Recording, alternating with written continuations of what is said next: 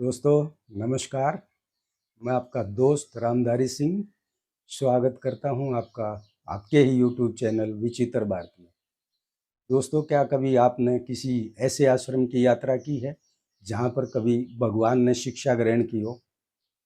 दोस्तों, मुझे लगभग दोस्तों का उत्तर भी पता है। लगभग दोस्त इसको नाम ही उत्तर देंगे। हाँ, एक आध की मैं कह नहीं सकता। एक आध में दर्शन भी किए होंगे, वहाँ पे यात्रा भी की होगी। दोस्तों, मैं आज आपको एक ऐसे आश्रम की यात्रा करवाना चाहता हूँ जहाँ पर भगवान श्री कृष्ण ने अपने बड़े भाई बलराम जी और अपने परम मित्र सुदामा जी के साथ शिक्षा ग्रहण की थी। दोस्तों, ये महर्षि सनीपदी जी का आश्रम है जो उज्जैन में है। यहाँ पर भगवान श्री कृष्ण ने शिक्षा ग्रहण की थी। दोस्तों, यहाँ पर भगवान श्री कृष्ण ने 4 दिन के अंदर 4 वेद, 6 दिन के अंदर 6 शास्त्र, 18 दिन के अंदर 18 पुराण, 16 दिन के अंदर 16 कला और 20 दिन के अंदर 64 विद्या और गीता का ज्ञान प्राप्त किया। दोस्तों, यहाँ पर मैंने पढ़ा भी और भी कई जगह पढ़ा मैंने कि भगवान श्री कृष्ण जी 64 विद्याएं और 16 विद्या, ऐसा 2 जगह लिखा था। 16 विद्या और 64 विद्याएं, कहीं दोनों को कला लिखा गया, कहीं दोनों को विद्या लिखा गया। दोस्तों, मैं बड़ा कन्फ्यूजन में था और मैंने कई लोगों से भी पूछने की कोशिश की, लेकिन कोई सही उत्तर नहीं पे मैं नहीं पहुंच पाया जिससे मैं संतुष्ट हो जाऊं।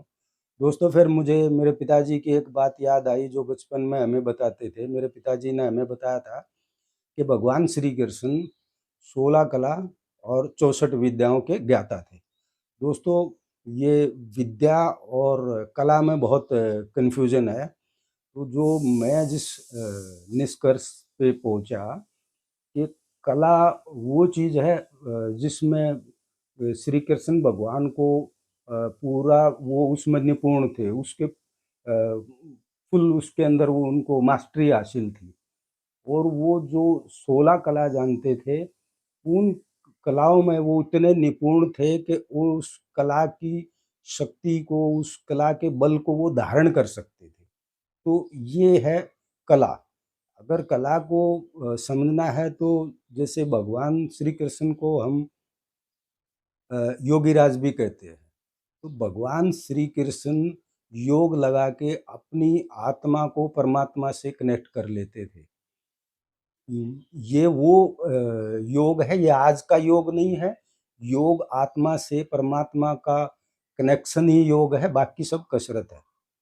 ये एक कला होगी उनकी। और दोस्तों, इसी चीज़ को अगर आप एक विद्या के रूप में समझना चाहें तो श्री कृष्ण भगवान को बहुत सी विद्याएं भी आती थी। उनमें से एक विद्या थी श्रृंगार विद्या। दोस्तों, श्री कृष्ण भगवान को श्रृंगार करना भी आता था। तो वो कभी कभी उन्होंने राधा रानी का श्रृंगार भी किया है। ये कला है और वो ये विद्या है और वो कला थी। तो अब आपको कला और विद्या में फर्क समझ में आया होगा। दोस्तों, इसको एक ही चीज में समझने के लिए ऐसा भी समझा जा सकता है कि भगवान श्री कृष्ण ने युद्ध की जो कलाएं हैं, विद्या हैं, युद्ध की जो विद्याएं हैं वो सारी उन्होंने भी सीखी थी। उन्होंने धनुष बाण चलाना सीखा था, गदा चलाना सीखा था, लेकिन उन्होंने सिर्फ सुदर्शन चक्र को ही धारण किया।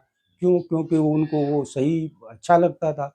और श्री कृष्ण भगवान को सुदर्शन चक्र चलाने में एक तरह से मास्टरी हासिल थी। वो उसको उससे जो भी कार्य चाहते तो वो उनसे करवा लेते थे। तो ये फ़र्क आपको समझ में आया होगा, दोनों कला और विद्या में क्या फ़र्क है। दोस्तों, यहाँ पे एक मंदिर भी है जहाँ पर भगवान श्री कृष्ण, बलराम जी और सुदामा जी अपने गुरु महर्षि सनीपदी से शिक्षा ले रहे हैं। मैं उस मंदिर के भी आपको दर्शन करवाऊँगा और इसके बारे में जो भी कुछ आगे और मिलता है वो मैं आज इसका जो हमारा टॉपिक है, आज हम सिर्फ कलाओं पे बात करेंगे।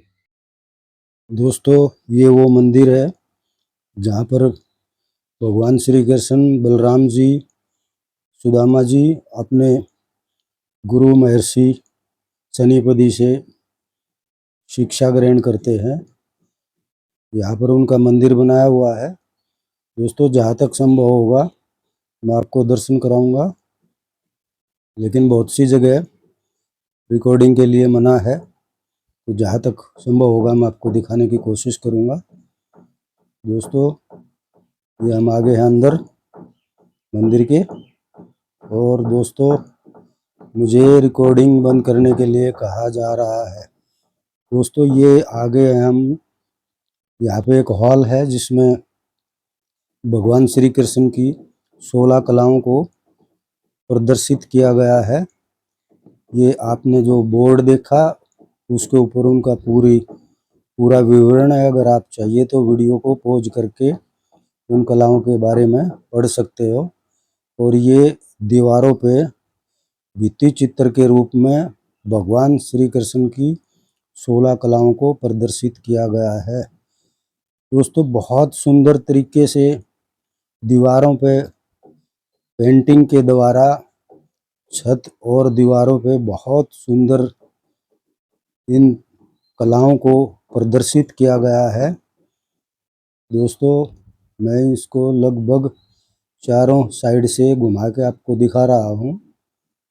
आप देखिए, आपको किसी भी कला के बारे में ज़्यादा डिटेल चाहिए तो वीडियो को पॉज करके आप उसको देख सकते हो कि ये कौन सी कला के बारे में बताया गया है।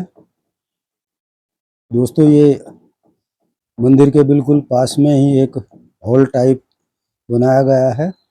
इसको कला प्रदर्शन केंद्र भी कहा जा सकता है। कला प्रदर्शन केंद्र कहना ही इसके लिए सही उपयुक्त शब्द है। और ये देखिए दोस्तों, ऊपर छत पे इतने सुंदर तरीके से पेंटिंग बनाई गई है, ऐसे लगता है कि जैसे आज ही बनाई गई हो। कलर इतने ताज़ा हैं, और आप देखिए, मुझे तो ऐसा ही लगता है जैसे कल ही बनाई गई हो।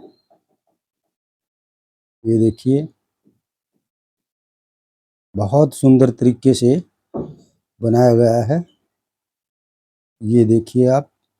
दोस्तों, मैंने आपको जहाँ तक संभव हुआ मंदिर के दर्शन करवाए, और आपको एक विद्याओं के बारे में, जो एक हाल जिस पे भगवान श्री कृष्ण की 16 कलाओं को प्रदर्शित किया है चित्रों के रूप में, वो दिखाया।